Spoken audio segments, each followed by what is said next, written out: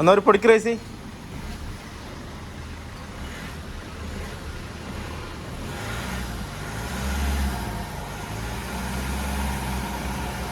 ചെയ്ത് വിട്.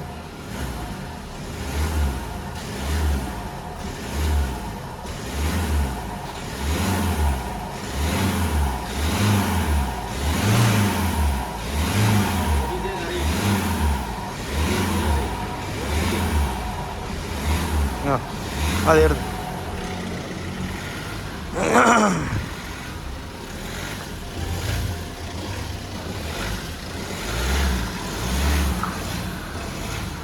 Hello friends, വണ്ടി ഹ്യുണ്ടായി വെർണ ഫ്ലൂയിഡിക് ആണ്. ഇതിൽ കംപ്ലൈൻ്റ് എന്ന് പറഞ്ഞു കഴിഞ്ഞാൽ ഹെവി ആയിട്ട് ബ്ലാക്ക് സ്മോക്ക് നമ്മൾ ചുമ്മാ ഒന്ന് ഐഡ്ലിങ്ങിൽ വിട്ടാൽ തന്നെ ബ്ലാക്ക് സ്മോക്ക് ഹെവി ആയിട്ട് പുറത്ത് ഇങ്ങനെ തുപ്പിക്കൊണ്ടിരിക്കുകയാണ്. അപ്പോൾ ഇതിൻ്റെ മെയിൻ പ്രശ്നം വരുന്നത് EGR മാനിഫോൾഡ് അങ്ങനെയുള്ള എയർ സംബന്ധമായിട്ടുള്ളൊരു പ്രശ്നം വരുമ്പോഴാണ് ഈ ബ്ലാക്ക് സ്മോക്ക് ഹെവി ആകുന്നത്. എന്ന് വെച്ച് കഴിഞ്ഞാൽ എയർ ഫ്യൂൾ റേഷ്യോ കറക്റ്റ് ആകാതെ ഇരിക്കുമ്പോഴാണ് ബ്ലാക്ക് സ്മോക്ക് ഹെവി ആയിട്ട് തള്ളത്. അത് ഒന്നിൽ ഡീസലിൻ്റെ സപ്ലൈയുടെ കാര്യങ്ങളാവാം, പിന്നെ അതെല്ലാം എന്നുണ്ടെന്നുണ്ടെങ്കിൽ എയറുടെ ആവാം. അങ്ങനെ എയറും ഫ്യൂലും തമ്മിലുള്ള ഒരു റേഷ്യോ ഉണ്ട്. എല്ലാ വണ്ടിക്കും ഓരോരോ വണ്ടിക്കും അതിൻ്റേതായ ഒരു റേഷ്യോ ഉണ്ട്. ആ റേഷ്യോയിൽ എയറും വരണം, ആ റേഷ്യോയിൽ ഡീസലും വരണം. അങ്ങനെ ഒരു ബേൺ ചെയ്യുമ്പോൾ മാത്രമേ സിലിണ്ടറിൽ ബേൺ ആകുമ്പോൾ മാത്രമേ കറക്റ്റ് സ്മോക്ക് ഇല്ലാതെ കറക്റ്റായിട്ടുള്ള ഇത് വരുള്ളൂ. അല്ലാത്ത പക്ഷം ഈ ബ്ലാക്ക് സ്മോക്ക് ഹെവി ആയിട്ട് തള്ളും. പിന്നെ വൈറ്റ് സ്മോക്ക്, ബ്ലൂ സ്മോക്ക് അതൊക്കെ വേറെ കാരണങ്ങളാണ്. ബ്ലാക്ക് സ്മോക്ക് തള്ളുന്നത് എയർ ഫ്യൂൽ റേഷ്യോ കറക്റ്റ് ആകാത്തത് കൊണ്ടാണ് മറ്റേ ഇത് ബ്ലാക്ക് സ്മോക്ക് തള്ളുന്നത്. അതാണ് ഇതിൽ കംപ്ലയിൻറ്റ്. പക്ഷേ ഇപ്പോൾ ഒരുപാട് വർക്ക്ഷോപ്പിൽ കംപ്ലയിൻറ്റ് കാണിച്ചിട്ടുണ്ട്. EGR മാനിഫോൾഡൊക്കെ ക്ലീൻ ചെയ്തു എന്നാണ് പറഞ്ഞത്. നമുക്ക് എന്തായാലും ഫുൾ അഴിച്ച് നോക്കാം. പിന്നെ ഡീസൽ ഫിൽറ്റർ മാറണം, അതുപോലെ തന്നെ EGR manifold, intercooler, air flow sensor, air mass sensor, ഇതാണ് എയർ സംബന്ധമായിട്ടുള്ള കാര്യങ്ങൾ വരുന്നത്. പിന്നെ ഡീസൽ ഫിൽറ്റർ ഇതായിട്ട് വരുന്നതാണ്.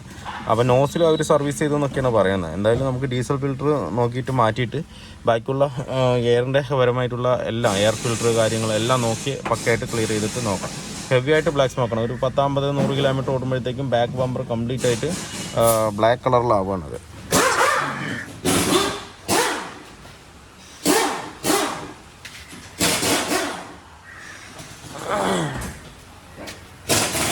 ഇതാണിപ്പോൾ ബമ്പറിൻ്റെ അവസ്ഥ ഉണ്ടല്ലേ. ബാക്കിൽ കംപ്ലീറ്റ് സ്മോക്കാണ്. അപ്പോൾ ഇതിൻ്റെ ഈ സ്മോക്ക് നമുക്ക് കംപ്ലീറ്റ് ആയിട്ട് അറസ്റ്റ് ചെയ്ത് കൊടുക്കണം.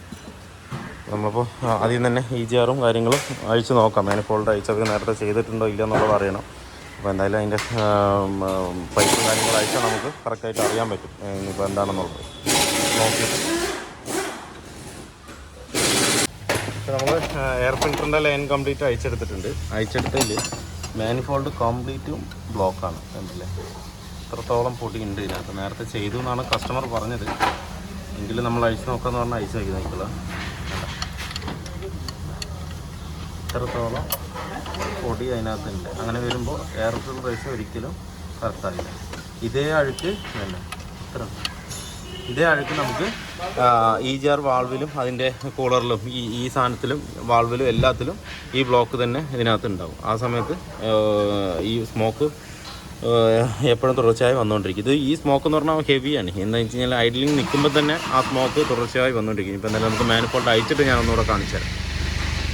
നമ്മൾ EGR മാനിഫോൾഡ് കംപ്ലീറ്റ് അഴിച്ചിട്ടുണ്ട്. ഇപ്പോൾ ഇൻ്റർകൂളർ അഴിച്ചുകൊണ്ടിരിക്കുകയാണ്.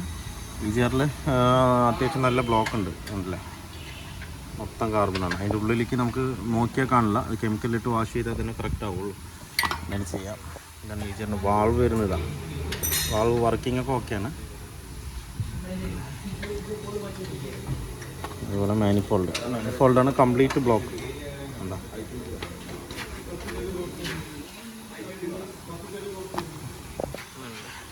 വാൾവൊക്കെ എത്രത്തോളം ബ്ലോക്കാണ്. എന്നാലും നമുക്ക് ഫുള്ളായിട്ട് അഴിച്ച് പക്കയായിട്ട് ക്ലീൻ ചെയ്യും. നമ്മുടെ വെർണയുടെ EGR മാനിഫോൾഡ് എല്ലാം ക്ലീൻ ചെയ്ത് പക്കയായിട്ട് എത്തിയിട്ടുണ്ട്.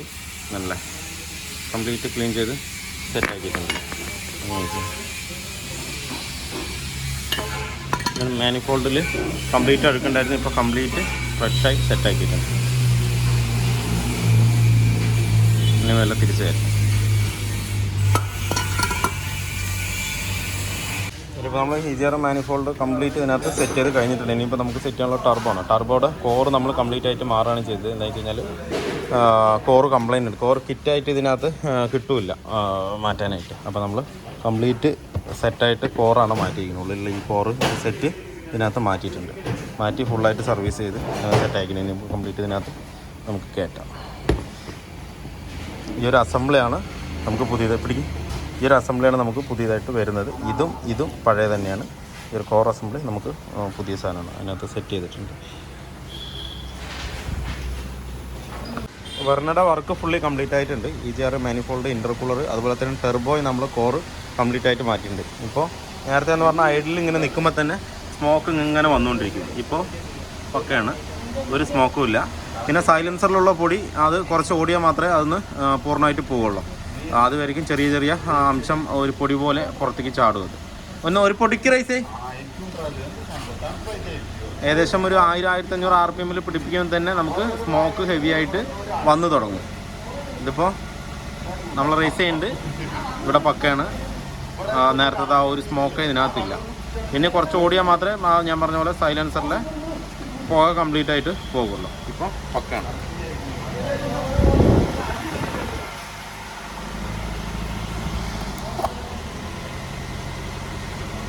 ഈ വരുന്നത് സൈലൻസറിൻ്റെ ഉള്ളിലുള്ളതാണ്.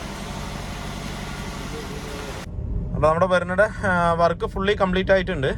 ഇപ്പോൾ നമ്മളിതിൽ ചെയ്തത് HYR manifold, intercooler, air flow sensor, air mass sensor, അതുപോലെ തന്നെ എന്താ പറയുക അതിൻ്റെ ടെർബോയും കൂടെ മാറ്റിയിട്ടുണ്ട്. ടെർബോൻ്റെ കോറും കൂടെ മാറ്റിയിട്ടുണ്ട്. എന്താ വെച്ചാൽ ടെർബോ അത്രയും ലീക്ക് ഉണ്ടായിരുന്നു അതിനകത്ത്. ആ ലീക്ക് വന്നതുകൊണ്ടാണ് അത്രയും കാർബൺ ഡെപ്പോസിറ്റും അതിനകത്ത് വന്നത്. എന്താ വെച്ച് കഴിഞ്ഞാൽ ഓയിൽ കയറിയിട്ട് കത്തുമ്പോൾ അത് ഭയങ്കര കാർബൺ ആയിരിക്കും, കാർബൺ ഡെപ്പോസിറ്റ് ഉണ്ടാവും അതിനകത്ത്.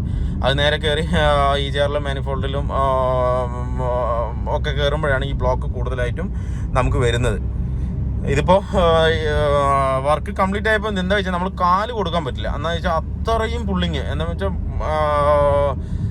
എങ്ങനെ ഞാൻ പറയുക, ഇതിപ്പോൾ നമ്മൾ തേർഡ് ഗിയറിലാണ് പോകണത്. തേർഡ് ഗിയറിൽ തന്നെ കാല് നമുക്ക് കൊടുക്കുമ്പോൾ തന്നെ തല കിറുകുന്നുണ്ട്, അത്രയും സ്പീഡുണ്ട്. ഇപ്പം തേർഡ് ഗിയറിലിട്ടൊക്കെ ഒന്ന് പ്രസ് ചെയ്ത് കഴിഞ്ഞാൽ 100 വരെ കവർ ചെയ്യാൻ പറ്റും. വിത്തിൻ സെക്കൻഡ് കൊണ്ട് അത് നല്ലോണം ഫീൽ ചെയ്യാൻ നമുക്ക് കഴിയുന്നുണ്ട്. അത് ടെർബോയും കൂടെ മാറ്റിയത് കൊണ്ടാണ് ആ ഒരു ഫീലിംഗ് നമുക്ക് വരുന്നത്. ഇപ്പോൾ ഞാനിപ്പോൾ ഫോർത്ത് ഗിയറിൽ തന്നെ 80 കാല് കൊടുക്കാൻ പറ്റില്ല. അപ്പോഴത്തേക്കും നമുക്ക് അത്രയും വലിച്ചിട്ട് പോവാം വണ്ടി. എന്നാൽ എങ്ങനെ പറയാമെന്നുള്ള അറിയില്ല. അത് കസ്റ്റമർക്ക് ഓടിച്ചാൽ തന്നെ അതിൻ്റെ ഒരു അനുഭവം നമുക്ക് ഫീലിംഗ് അതിനകത്ത് വരുള്ളൂ. പിന്നെ സ്മോക്കിൻ്റെ കാര്യം 0 സ്മോക്ക് ആയിട്ടുണ്ട് ഇപ്പോൾ. പിന്നെ സൈലൻസറിലുള്ള കാർബൺ ഡെപ്പോസിറ്റുകൾ കുറച്ച് നമ്മൾ ആക്സേഷൻ കൊടുക്കുന്നോളം ഈ എക്സോസ്റ്റിന് ഒരു പ്രഷർ വരും. ആ പ്രഷറിൻ്റെ ഉള്ളിൽ കൂടെ ചെറുതായിട്ട് നമുക്ക് തള്ളും. പക്ഷേങ്കിൽ നേരത്തെ പോലുള്ള ആ ഒരു സ്മോക്ക് പൂർണ്ണമായിട്ടും 100% ഒഴിഞ്ഞിട്ടുണ്ട്. ഇനി എക്സോസ്റ്റ് മാത്രം ഒരു 200-300 കിലോമീറ്റർ ഓടുമ്പോൾ ക്ലിയർ ആയി കഴിഞ്ഞാൽ പക്ക ക്ലിയറായി. പിന്നെ സ്മോക്കോ കാര്യങ്ങളോ ഒന്നും ഉണ്ടായില്ല. പിന്നെ ഒരു 30,000 ഓടിയിട്ട് വീണ്ടും ഇതുപോലെ HYR മാനിഫോൾഡ് എന്ന് വെച്ച് ക്ലീൻ ചെയ്താൽ മതി. എല്ലാം 30,000 ചെയ്ത് കഴിഞ്ഞാലും നമുക്ക് ടെർബോ ആണെന്നുണ്ടെങ്കിൽ എല്ലാം പക്ക പെർഫെക്റ്റ് ആവും. എന്ന് വെച്ച് കഴിഞ്ഞാൽ എപ്പോഴും ഈ ഒരു സ്മൂത്ത്നെസ് തന്നെ നമുക്ക് ഇതിനകത്ത് കിട്ടും. ഹുണ്ടായിയെ സംബന്ധിച്ചോളം എല്ലാ കാര്യവും, സ്റ്റിയറിംഗ് ആയാലും ബാക്കി എന്ത് കാര്യങ്ങളും ഭയങ്കര സ്മൂത്താണ് ഓടിക്കാനായിട്ട്. നമുക്ക് ഫീൽ ചെയ്ത് ഓടിക്കാൻ പറ്റും. അതേ ഒരു ഫീലിംഗാണ് നമുക്കിപ്പോൾ ഇതിനകത്ത് കിട്ടുന്നത്. എത്ര ലോങ് വേണമെങ്കിലും നമുക്കിപ്പോൾ ഇതും കൊണ്ട് കയറി പോകാമെന്നുള്ളൊരു കണ്ടീഷനിലാണ് ഇപ്പോൾ ഇതിന് നിൽക്കുന്നത്. എന്ന് വെച്ച് കഴിഞ്ഞാൽ അത്രയും സ്മൂത്താണ് ഇപ്പോൾ വണ്ടി. കണ്ടില്ലേ, റോക്കറ്റ് പോകുന്ന മാതിരിയാണ് പോകുന്നത്. സ്മോക്കും തന്നെ ഒട്ടും തന്നെ അല്ല. മാനിഫോൾഡ് എല്ലാം ഓപ്പൺ ആയല്ലോ, ഇനി എവിടെയും ഒരു തടസ്സമില്ല അതിനകത്ത്. എയർ ഫ്ലോ ആയാലും ശരി. ഇനിയിപ്പോൾ എയർ ഫ്ലോ റേഷ്യോ കറക്റ്റ് ആകുമ്പോൾ നമുക്ക് എന്താ പറയുക, ഇതിൻ്റെ ഡീസലിൻ്റെ സ്പ്രേയും കറക്റ്റ് ആവും. നോസിലും കൂടെ സർവീസ് ചെയ്യാൻ ഒന്നുകൂടെ ഉഷാറാവും വണ്ടി. പക്കയായിരിക്കും, അതിൻ്റെ ആവശ്യമില്ല. പക്ക സ്മൂത്താണ് വണ്ടി. അതുപോലെ ഓടിക്കാൻ തന്നെ ഭയങ്കര ഒരു ഇൻട്രസ്റ്റിംഗ് ആയിട്ടുണ്ട് നമുക്ക് ഓടിക്കാനായിട്ട്. ഇനിയിപ്പോൾ അടുത്ത് ഗിയർ ഇടണോ ചേഞ്ച് ചെയ്ത് കഴിഞ്ഞാൽ വീണ്ടും ഒരു ഭയങ്കര ഒരു സ്പീഡിലങ്ങ് കയറി പോകും വണ്ടി. വണ്ടി ഓടിച്ചുകൊണ്ടേയിരിക്കാൻ തോന്നുന്നത്. ഫ്ലൂയിഡിക്കിൻ്റെ ഒരു പ്രത്യേകത എന്താണെന്ന് വെച്ചാൽ ആ എയർ കട്ടിങ് കറക്റ്റായിട്ട് പോകുന്നത് കൊണ്ട് നമുക്ക് എയറിൻ്റെ സൗണ്ടും അങ്ങനെയൊന്നും ഉണ്ടാവില്ല. നല്ല സ്മൂത്തിൽ തന്നെ നമുക്ക് റൺ ചെയ്ത് പോകാൻ പറ്റും. കണ്ടില്ലേ,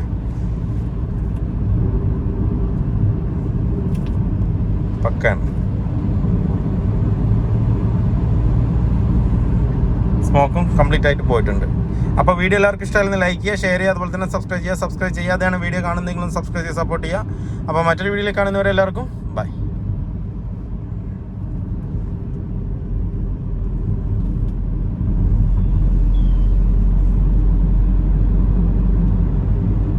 നമ്മുടെ ഇന്നോവയുടെ നോസിൽ സർവീസ് ചെയ്യാൻ കൊടുത്തിട്ടുണ്ട് കാണുന്നു. അതുപോലെ തന്നെ നോസിൽ 2 നോസിൽ പക്ക കംപ്ലൈൻ്റ് ആണ്. 2 നോസിൽ സർവീസ് ചെയ്തെടുക്കുക. 2 നോസിൽ സർവീസ് ചെയ്ത് നോക്കാമല്ല എന്നുണ്ടെങ്കിൽ നമുക്കത് ഫുള്ളായിട്ട് മാറ്റേണ്ടി വരും. പിന്നുള്ളതെന്ന് പറഞ്ഞു കഴിഞ്ഞാൽ നമ്മൾ ഷോക്ക് കംപ്ലീറ്റ് ആയിട്ട് മാറ്റിയിട്ടുണ്ട്. ഷോക്ക് മൗണ്ട്, അതിൻ്റെ കിറ്റ് കാര്യങ്ങളെല്ലാം മാറ്റിയിട്ടുണ്ട്. സസ്പെൻഷൻ കംപ്ലീറ്റ് അഴിച്ചു കൊടുത്തിരിക്കണം. ബുഷ് പ്രസ് ചെയ്തിട്ട് ഇതുവരെ വന്നിട്ടില്ല. ഇനിയിപ്പോൾ ബുഷ് വന്നിട്ട് വേണം ബാക്കിയുള്ള കാര്യങ്ങളും കൂടെ സെറ്റാക്കാം. ഇനി പണിയുണ്ട്. ഇനി ക്ലച്ച് സെറ്റ് മാറാനുണ്ട്. അതുപോലെ തന്നെ engine bed, gear box bed കാര്യങ്ങളൊക്കെ ഇതിനകത്ത് മാറാനുണ്ട്. ഇപ്പോൾ ഫ്ലൂയിഡ് കപ്ലിംഗ് നമ്മൾ മാറ്റിയിട്ടുണ്ട്. യൂസർ തന്നെയാണ് എടുത്തിട്ടിരിക്കുന്നത്. അതാണ് വണ്ടിയിൽ ഉണ്ടായിരുന്നത്. ഇത് നമ്മൾ ഓൾഡ് ഇപ്പോൾ എടുത്തിരിക്കുകയാണ്. യൂസർ തന്നെയാണ് എടുത്തിരിക്കുന്നത്. എന്താ വെച്ച് കഴിഞ്ഞാൽ ഒറിജിനൽ തന്നെ കിട്ടുകയും ചെയ്യും. കുറച്ച് കിലോമീറ്റർ ഓടിയ വണ്ടികളുടെ ആണ് ഇത് നമ്മൾ യൂസ് ചെയ്യുന്നത്. എന്തായാലും നമുക്കിത് കയറ്റാം.